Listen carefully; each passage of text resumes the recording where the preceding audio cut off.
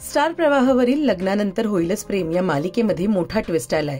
जीवा आणि काव्याचं एकमेकांवर प्रेम आहे ते आईला समजलंय। आई समोर काव्याने जीवा आणि माझं एकमेकांवर खूप प्रेम असल्याची कबुली सुद्धा दिली आहे। तर झालं असं, मांडव परतनीसाठी काव्य आणि नंदिनी घरी आल्यात। जीवाचे गिफ्ट बघून काव्या हळवी होते आणि मला ठोस काहीतरी उपाय करावा लागेल असं म्हणते।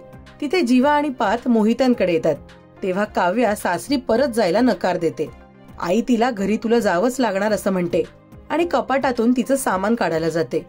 तेव्हा गिफ्टचा डबा तिच्याकडनं पडतो, ज्यामध्ये जीवा आणि काव्याचा फोटो असलेलं लॉकेट असतं। ते पाहून आईला चांगलाच धक्का बसतो आणि काव्या त्या दोघांच्या प्रेमाबद्दल सांगते। काव्या, खाली सगळे तुझी वाट बघताय।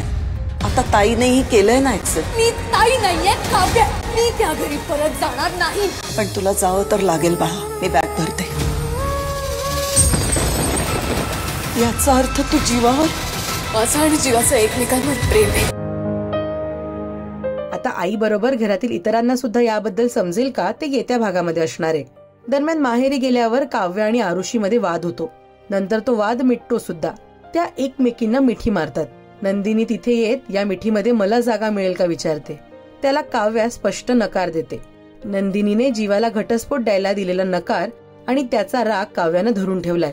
आता आई काव्य आणि जीवाबद्दल घरी सांगेल का ते मालिकेच्या येत्या भागात पाहायला मिळेल। त्यामुळे तुम्हीही पाहायला विसरू नका लग्नानंतर होईलच प्रेम, फक्त स्टार प्रवाहावर। या मालिकेवर तुमची प्रतिक्रिया आम्हाला कमेंट करून नक्की सांगा। मराठी टेलिव्हिजन विश्वातील बातम्या, अपडेट्स आणि गॉसिपसाठी तुम्ही सबस्क्राईब करा राजश्री मराठी शोबज।